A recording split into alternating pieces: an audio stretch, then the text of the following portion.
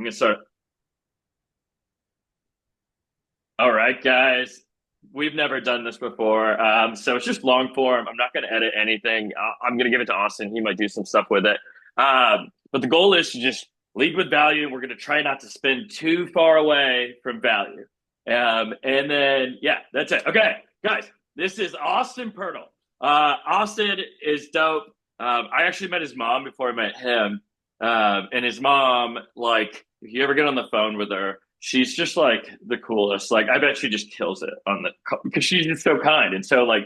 Anyway, Austin Pertl, how old are you? When did you get started wholesaling? Like, just like let's get it started. So, I mean, quick overview.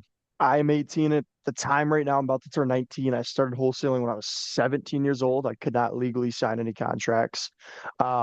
We lived in Watertown, New York, a small town, and then randomly decided to dip out in January of, I think it was 2023 or 2024.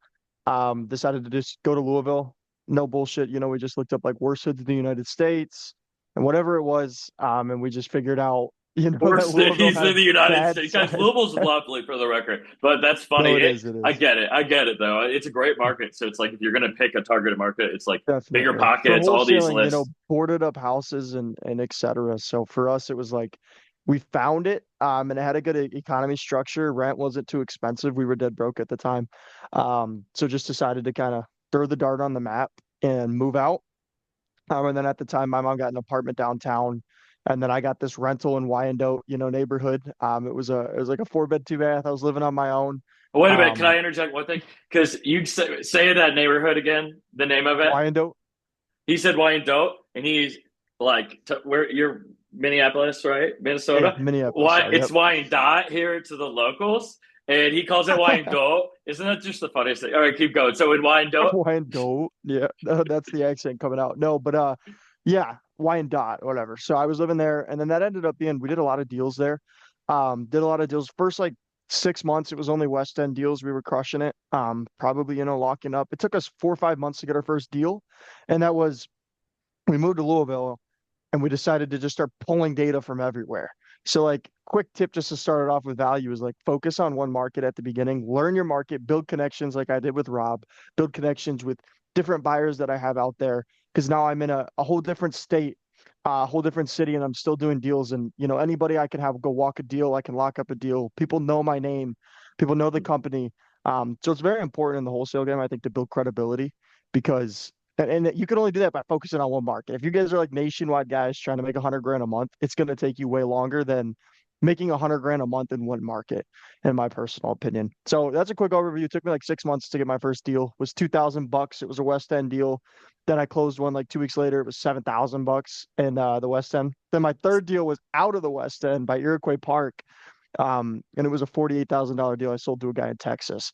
And then I was like, okay, like this this works. works, This market's good. I don't really need to and you leave. figured that out at 17, 18. 17 that whole time. All three of those deals were 17. Yeah. Like, what was the hook to like get you to like?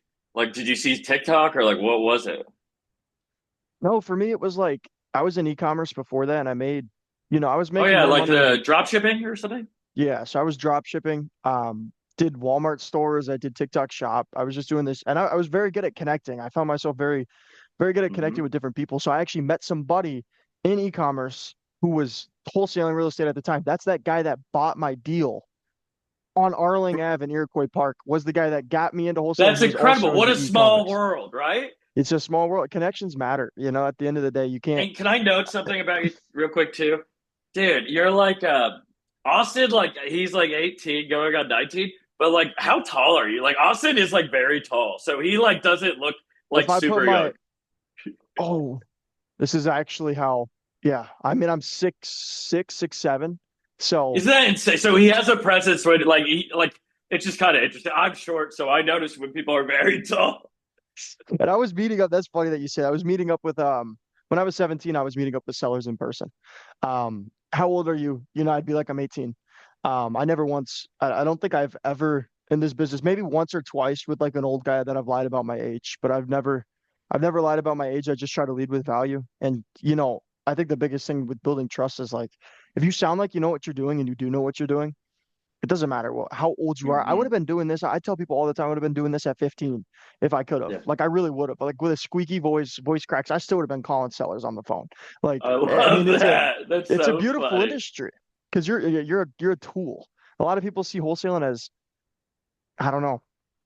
You know, Rob, you're right. Like you're licensed, so a lot of people see wholesalers as like icky. But I don't know. My mom and I especially we're trying to change that. Our main value and our goal and our whole goal in this industry is to just change the look of the industry. Is like we can provide value. No investor that wants to do direct to seller. No investor wants to deal with these liens. No investor wants to talk to these people all day. So it's like if we could take that workload on and provide good deals, then at the end of the day, that's what we're here to do. And we're here to give these buyers good deals. That's the thing. Wholesale. I see podcasts all the time, like, got to squeeze the most money out of the deal. For us, it's like we want the buyer to have good profit. We want us to have good profit, and we want the seller to walk away happy. And if those three things don't happen, then we're not going to do the deal, and we'll just walk away. One thing I also want to point out about you, my dude, is like Austin has already learned very quickly that like learning to have multiple solutions for sellers, like solutions, like you make more like when he gets on those calls, like when he first started, it was just assignments, but now it's like, oh, we can do a lease option, or we can turn this into a land contract, or oh, this could be a novation, and or like, oh, we could keep this ourselves, or burr this, or whatever. So like he learned how to like create all those solutions. So his trajectory and his speed, like because all those are money making opportunities. So it just goes a lot higher. So he invested in education. He found what he was good at, what his mom was good at. So you make a lot of calls. A ton of calls. I mean, the KPIs I like to sit at are like three and a What's a half to KPI? four. So a key performance indicator. So Okay. basically my CRM, Closer Control, shout out to Closer Control. Um, one of my good buddies, Connor, started a an amazing CRM for wholesalers, for real estate investors, for agents, for anybody. And it's tracking, my talk time, how long I'm on the phones, how many dials I make, my, lead to contract, all of those different things so that we can scale. And so my key performance indicators I like to sit at every day is like minimum of 2 hours of talk time, depending on how many meetings I have. But if I'm dialing the phones all day, I like to be at, 3 hours, 30 minutes to 4 hours of talk time, 100 plus dials a day. And that's all, I don't cold call myself and I don't recommend anybody to cold call themselves, even when they're starting. Like we started dead broke and we still hired cold callers because Mm-hmm. it's a $3 to $4 an hour job. If you're cold calling yourself, unless it's data like Rob's. If it's good data that's super niche, you should be calling it. But what we do and what we've had success with is just mass data, and we can snipe what we want. We can snipe what buyers want. And that's why I think cold call is king. And I'll always say that. That's a whole nother topic, but I do. I think we started with cold call. We still only do outbound marketing. And it's just worked for us. But yeah, I'm on the phones all day. And So, then, okay, guys, but that's a different phone. That's a different call. So, like, okay, so the first time I met Austin in person, we were at Jay's Burgers with Patrick, yep. and Austin was talking about the cold callers he uses, and like immediately the next day, Patrick switched, just like switched, and has had great success. And so I recommend you reach out to Austin about that, and it's really cool because like you know he's already affiliated enough to get it down where it's like he's paying at cost. And it's not hard for you to do too. So once you get great success, just like Austin, you can refer them out and get your calls down to like $2 an hour. Yeah, It's not that exactly. hard. That's what And my cost is right now. I think I'm at $2.25. And we cut down our business costs. she loves you. She loves She you loves too. me. Yeah, she Yeah, does. she Well, I've loves grown her Austin. business like crazy, Yes, so right? but it's a good business. I only like to refer the best and people can, I totally, yeah, hit me up for VAs and I can get you guys set with a good deal. I can talk to her about it. I mean, I think I could get most of the people who are watching this $4.50 an hour, and easily within 2 months, I was down with my three callers within 3 months in this business, down to like $3 an hour from referring people. And that's a huge thing as well, residuals and referring people to only good companies, right? Mhm. Like that's another They have thing to that be I'm the starting to best. notice. It's the trick. It's why you stay around. I'm in like year 12 and like I always refer Harry Borders for my attorney and like I never Me have too. issues Yeah. with my it like that stuff. And so like when people get out and I have to start using other companies, that's when I start having issues because they don't speak the language, they don't understand the game. And so every time you get those like like links in the chain that like just know what they're doing, like the right home inspector or the right lender or the right CRM. Because if you have great leads, it's followed up by like the best CRM. And I want to say something cool about the CRM too, and I don't want to get too much into it, but they have this thing called email sniping. They do, and I thought when I heard about it, I was like, wow, that's brilliant because it's pay per Oh, click, Rob is but a like G free. at email sniping. We all know that. If you're watching this, you know Rob is the man with emails. Okay, actually, I want to brag a little bit today because like sometimes things just like hit perfectly.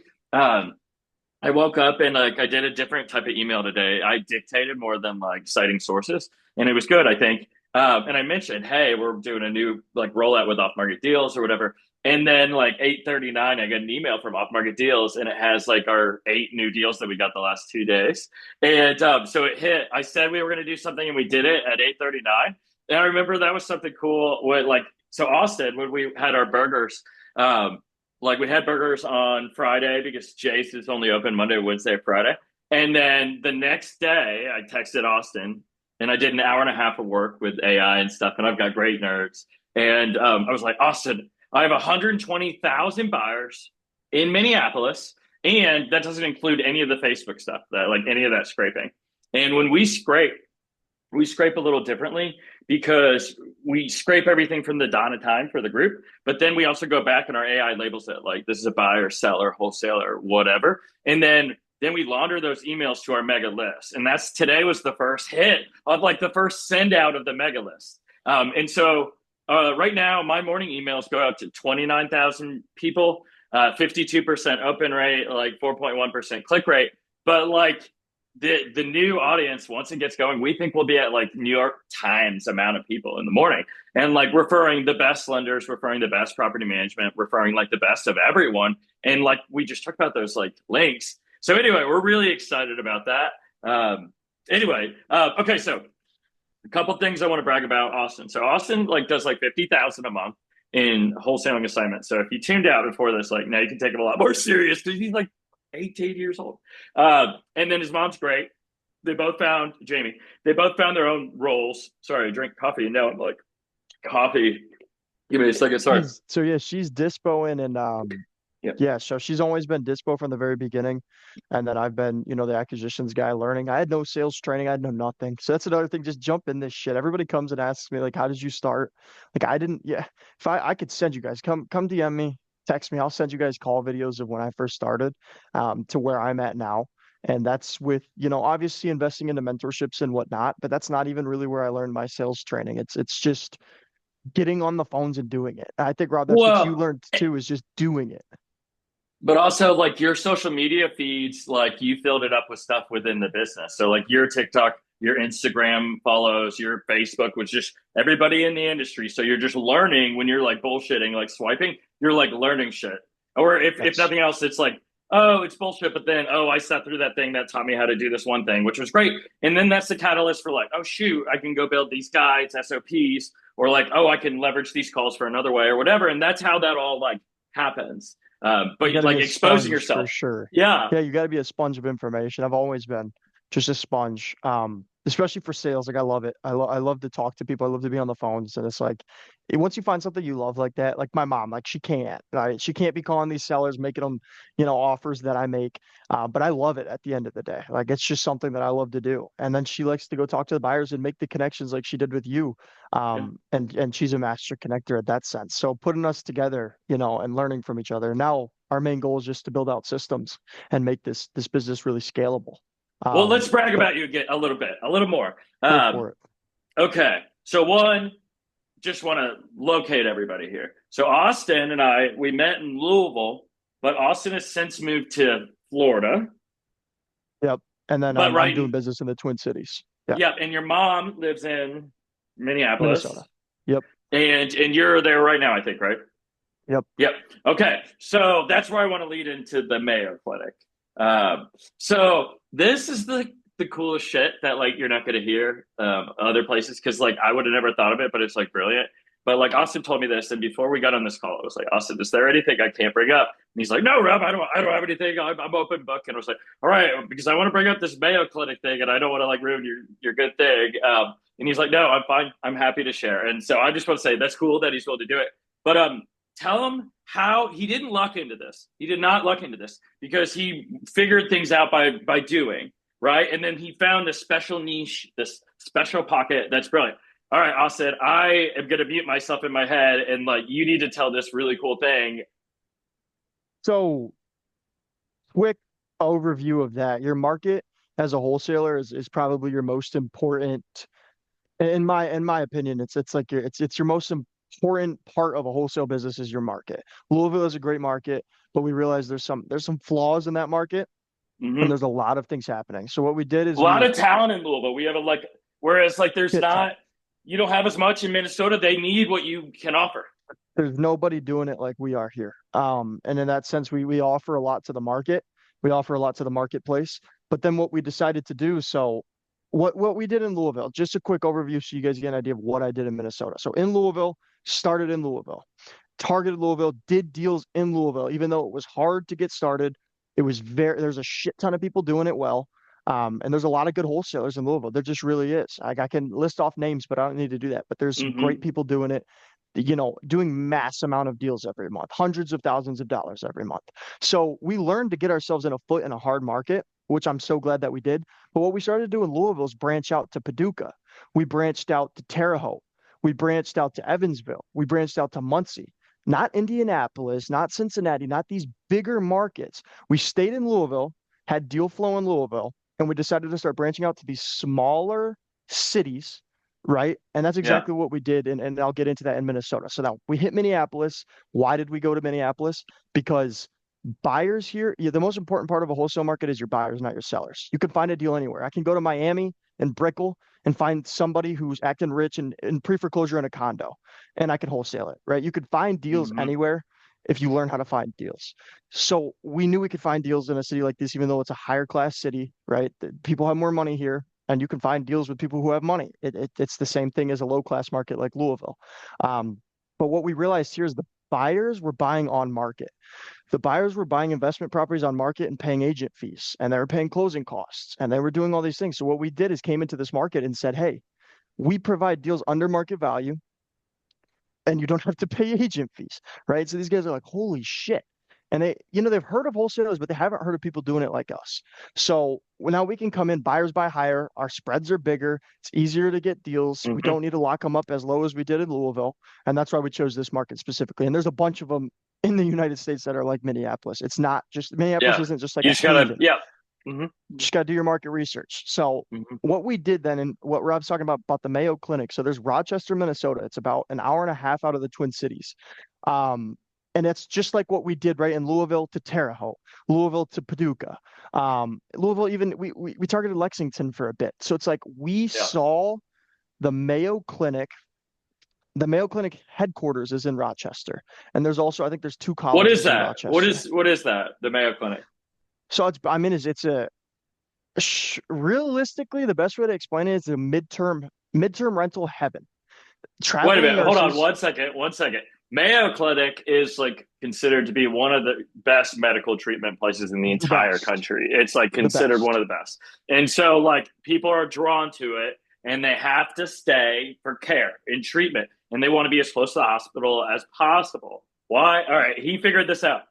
All right, keep going. And it's only 20, the whole city are only 20, maximum 25 minutes to the Mayo Clinic, no matter where you're at in Rochester. And we have family out in Rochester. We knew Rochester. My mom grew up in Rochester. So we very easily connected the dots and said, there's a huge multifamily presence in Rochester, and there's a huge midterm and long-term rental market in Rochester. Now, the next thing that we did is we said, okay, let's do some market research. Let's look, let's do our due diligence. Who are the buyers in Rochester?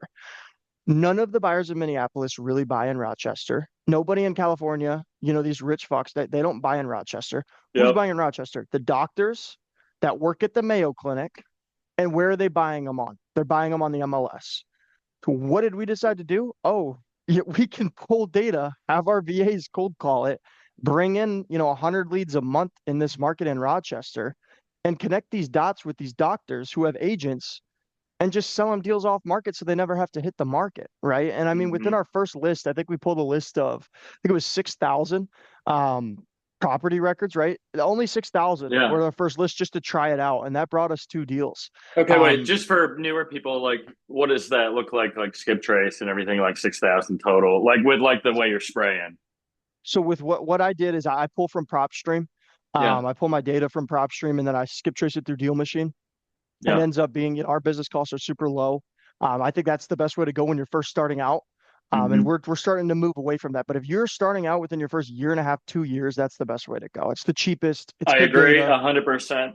Rapid Fire, the largest institutionalized wholesaling group in Kentucky, they were like spray and pray, and now they're refining to like less, and they're like everyone's happier, the deals are manageable, like, and so it's just less frenetic and more like reliable. I don't know. So they made the move. I don't know. I think it's like in this industry, it is a roller coaster, and it is nice to have like consistency. You So have to you learn from found your that. mistakes. What Yeah. what is that? What's like I don't know, like a cap rate or like what does that look like for these midterms or long term? And like because you're buying them cheap, you know? We just got a duplex and like in Louisville, like the numbers on this duplex that we just sold, a month ago, it's closing, I think, on the 31st of this month. But Sure, it's, they were selling on market these duplexes from 240 to 260. In Louisville, you would have had to get that duplex at 120 grand and you'd assign it for 130 to 140. That's just how the numbers work there. But in a market sure, that we're in where people are buying high, we locked this thing up at 200 and we assigned it, I think, at 207. And we probably could have got more. But it was just the easiest thing ever, right? It was mhm. fully occupied, right? In Louisville, people don't like fully occupied things, but this one, it didn't matter. The seller was easy to work with, and finding the buyer was just calling these people who bought the duplexes on the market and saying, "Hey, we have something off the market, and it's just a little bit under market value," and Well, in boom, we Austin, one assigned it. thing that's kind of neat about this too is like if Austin got a list of buyers of sorry, doctor buyers, which we scrape with our AI, we have all the doctors, dentists, lawyers, whatever. But if like Austin wanted to go through them and he said, "Yo, I've got this deal right next to the Mayo Clinic," and they're going to be like, "Oh, that's one of the best one in the entire world." So now every doctor is a great buyer for those properties, and he could do that Exactly. in all those other markets with great medical facilities. Like this is in like ancillary markets. Like Austin figured it out. Now that's why he's like kind of spread out a little bit. It's very cool, and like those returns, like it's a deal that everyone understands. The doctor understands it. They see the benefit of getting it cheaper. No, like being able to buy it, like getting clear title, and then Austin doesn't have to like work especially hard. He's on the phones all day, but he's making a lot of money. Like it's fine being on the phones. He's not dealing with those first calls. He's the second penetration through, and that's when he's locking down deals with all of his toolboxes or tools in his Exactly. toolbox, all of his different solutions. No, it's a beautiful thing. And the other thing about the what made Rochester cool is we're calling these guys up, these buyers, as and the one thing as well I want to mention is like start with getting a fucking contract. Don't worry about anything else. Don't worry about a CRM. Don't worry about contracts. Don't worry about a buyer. You don't need a buyer. You need a contract to start. And whatever Mm-hmm. market you're in, whatever you're starting, we even took that advice from when we first started and did it in Rochester. No buyers, no nothing. We said, okay, Mm-hmm. we need a contract because you're not providing value. What are you going to go call these buyers and say, "Hey, I might have a deal next month"?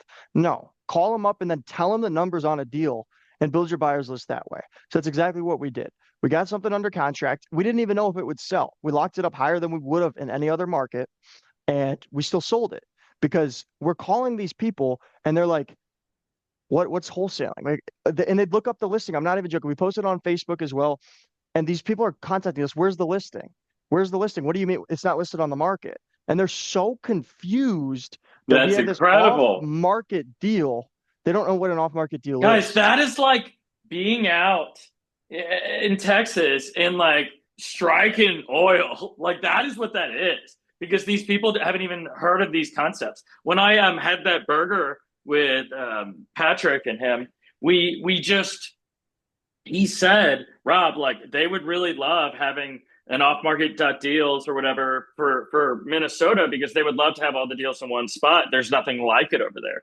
And like he's like, no one's wholesaling. They don't even know what that means. And that means like Austin was be able to just go in there and just provide a ton of value. And like now Exactly. he like those people that haven't heard of it, well, he's able to help them and mentor them and teach them and plug them into all the same tools and resources. But Austin's making money. He's making residuals off of referring our data he's making money off of referring closure control, but he's referring like the best in the game. So it's like they're going to get results, and then they're going to listen to him when like he gives them more advice later because like they're getting the results. So then it all kind of stacks, and it's like, all right, do you guys It's want to like a go like, cycle of wealth. I really yeah, think it's taught me the past 6 months is like the cycle of wealth because I don't know, sales is a weird thing. Like I'm referring these people, they're spending money, but then they're making more money back. And then they're spending more money when they make it back on Rob's data, and they're making more money back. And then they come to me with a deal and IJV it, and we all make money, and everybody's happy at the end of the day. So it's a cycle mm-hmm, of wealth, referring the best. And then, like you just said, that the main thing I want to point out with you just says like providing value. Like you need to find a marketplace, whatever you're in, if it's real estate or if it's not. It's like the more value that you provide, the more money you're going to make. And we just mm-hmm, weren't providing as much value in Louisville as rapid fire, as Craig DeSanto, who's been in this market, the DeSanto, all these guys sure, who have been in this market yeah, for so long, their faces on billboards. They're providing so much yeah, value. So for us, we looked at a different marketplace where we could come in, and that was the main teller that it was a good market. It was like we can come in here and provide so much damn value to these people where it's going to blow their minds, and they're going to be like, "Holy, who are these people? Holy shit!" mm-hmm. And then that just connects all of the dots. What CRM are you using? What data are you using? How do you do this? Could you dispo this deal for me? And then that just creates a cycle of wealth by just providing value. Literally at the end of the day, it's just providing value. Well, can I tell some more of the playbook? Because like Austin makes money right now wholesaling, and that's like really good. And it's like he's making a ton of money that way. But now he's getting stuff that also does residuals. And so like this, like the wealth path, right? So people buy our data at Property Partner, and then what we do is not only do we give them like the best, speediest data, like 7 to 10 days like ahead, or like hours depending on the type of lead. But then what we do is Austin submits his deals on OffMarket.deals and then puts them out into his Facebook groups, whatever. And then other people in those markets look and click and then join the buyers list. But when those people, when Austin buys that data in like Minneapolis, we go through and pull all those people and then we move those emails over to our buyers list. So kind of like overnight, it's not overnight because you have to like strategically work those emails in, layer them in so your ratings stay good. But like theoretically, anybody who buys data from us is going to have the best data, like the best buyers list in that market as well. And then what happens when those people submit? Well, when those people submit, we say, hey, Austin, there's like 5 people in your market that just submitted deals. Like, why don't you reach out to them and see if they have any deals they can't pull across right now and that you can help them because you have all those wealth of experience and whatever. And so then Austin calls and says, hey, I'm Austin. I move a lot of deals in your market, blah, blah, blah. Like, and then he can like lead with value because like, hey, what's your biggest bottleneck? And he's got all these like solutions. So he's like, oh, well, I've got data. I've got a way to move deals. I've got all these things. And then he can plug them into those solutions, which he gets residuals on. And that's the main But thing I've learned from Rob is like he's a master connector in that sense, right? He refers Harry, he refers his attorney, he refers his CPA, but it's all the best. And everybody yeah, gets results. So nobody's going to come back to Rob pissed off. They're going to come back to Rob like, holy shit, man. Well, I'm having trouble organizing my leads. Well, okay, here's this CRM for you. And yeah. it's the best of the best. And then Rob gets paid off of that, or I'll And I get paid look off good of and we that. look good because everything in the ecosystem's like good at what they do. So it's like the chances for success is higher. And you have all these other eyes, like the lenders, like, the realtor or whatever, like saying, hey, this is a good deal, this isn't a good deal, whatever. And you're just kind of insulated. And then you have the right inspectors, the investor inspectors that know, hey, these are the key things that it might hang up this deal or whatever. But shoot, we have a timer because I don't have like a pro account or whatever. But I want to leave us with like, Austin, what's a good way for them to like hit you up? Like, how do they get a hold of Say you? I answer the most on Instagram, so it's Austin buys houses. I'll pop right up. But I'm gonna have TikTok, Instagram. My number 667-352-6059. Shoot me a text. I never have any unread messages. I like Pro to move. connect with Hey, could you anybody. repeat that again really slow? Your number so people. 667-352-6059. But yeah, anybody, I mean, shoot me a text. I like to hop on calls with people, just provide value. I don't, I don't have a mentorship to sell. I don't have a course to sell because I have not mastered my craft at the end of the day. So you guys reaching out to me and me answering questions helps me master my craft. So I love that. And I just love to connect with people in the industry. So yeah, reach out, ask me questions, especially if you guys are interested in like the CRM or data or just my process and what I do. I'd love to fill you guys in because it's so simple. Wholesaling is so simple, but it's not easy. It Hmm. really is not easy, and you do need people in your corner. You can't do it alone. That's one thing I think people fail on. They think that they could do this thing alone. It's not like e-commerce where you could sit in your bedroom and just grind for 15 hours a day. Like you need to connect with people. Like that's how I found my buyers in Louisville. It wasn't Facebook, it wasn't prop stream lists, it wasn't investor lift. It was going in person to meetups, shaking people's Yeah. hands, being a 17-year-old, saying, "Hey, I can provide you guys value. This is how. Let me get your number."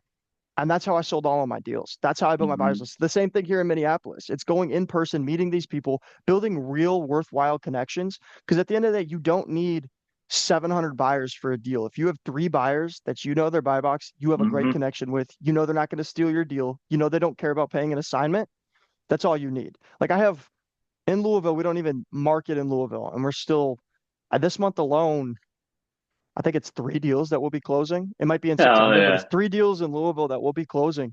Two of them assigned, one of them that we just locked up.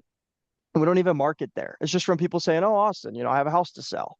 And then Yep, it's we've like, got innovation right now as well. "Yep, Like they stopped marketing there as much because they're like we're cleaning up in Minnesota, but they're still getting deals because they're like you put in that effort and then like it seeds for like way down the road. Like it and that's that's it gets easier and that's why it's and then he's getting in cooler rooms and people are identifying with Austin because he's like 17, 18. So these like 50-year-olds are like, well, if this 17, 18-year-old can do it, then like whatever. And Austin's kind of gamified it too because he's made it fun for himself and like he records his calls. So like you can learn how he engages, how he talks, but then it's kind of fun because you're like putting a show on and like, so it's like it's just like it's two birds, one stone. And it's like that's I love that. It gets rid of redundancies. You don't have to worry about making your content because like you're living it. And then like people will just like see that and going live and all that stuff. I don't really do all that. This is my first like dip into like doing this, but I think it's been cool. I think we've done a good job leading with value. Like I think people and they know how to get a hold of us. Austin, like leave us with something cool. Like what if you had to impart one piece of wisdom or like whatever, leave us with it. in this game of wholesaling of real estate, you can do whatever your mind leads you to." And I'll leave it with an example, not to brag, but an example to inspire people. We had this deal at Stillwater, Minnesota. All of you guys can look it up. It's a small town right outside of Minneapolis. It's a suburb. And this guy, I talked to him probably 2.5 hours on the phone within 2 days. He loved me. And he told me he wants to sell his house as is, but he's not going to sell it for a price that works for a wholesaler or a price that works for a flipper. I said, "That's no problem." I said, "Your house is desirable. We're going to make something work." What did I do? This is the whole process. I sent him a letter of intent, non-legally binding, saying, "You can't talk to anybody else, but I'm going to put work in, not charge you a single thing. I'm going to put work in and try to find you buyers." A week later, we had 15 people walk that property, and I think we had seven offers from that walkthrough a week later. And we got the offers in. I call him up. I say, Bob is his name. I said, "Bob, what do you feel comfortable walking away with at the end of the day?" And he tells me, in this house, like for a wholesale deal, I would have needed at like 420 to 440. He bought it for Mm-hmm. 420 in like 2006, right? He wasn't going to sell it for that. I knew that. He walked himself down. I did not do any negotiating. I just provided value. And he said, "I'd take 540." We had offers of 570. And I didn't negotiate, right? All I did was say, "Okay, now I'm going to sell it to," and this is a guy who's going to live in the house, and it never Yeah. went on the market. It never did anything. It all we did was have the connections to have these people, these buyers trust us to go walk this property, have the trust with the seller, Yeah. and tell him what we're doing and being upfront with him, saying, "Hey man, we're just gonna walk a bunch of people through. You don't want to list it. We can get this closed up in 30 days. Just give me some time. Let me find some people."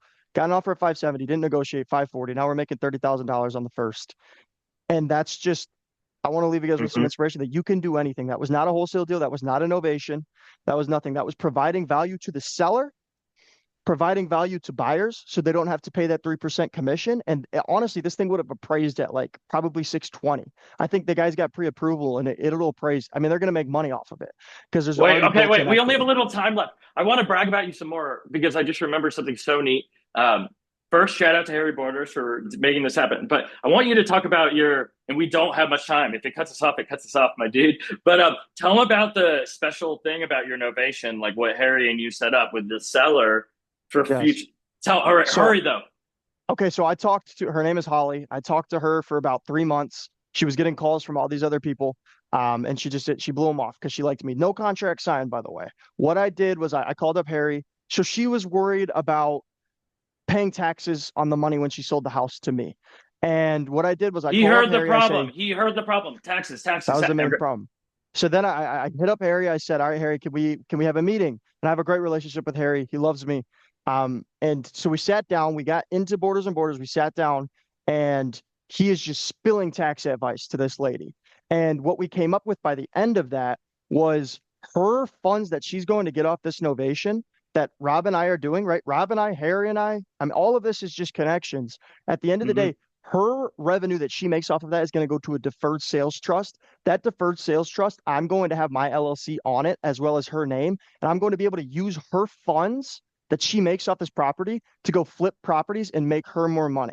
So, novation What? provided value, taxes, she didn't have to pay them. And this was all because I provided value with Harry because I knew Harry. I built a relationship with Harry. I built a relationship with Rob so he could list the novation.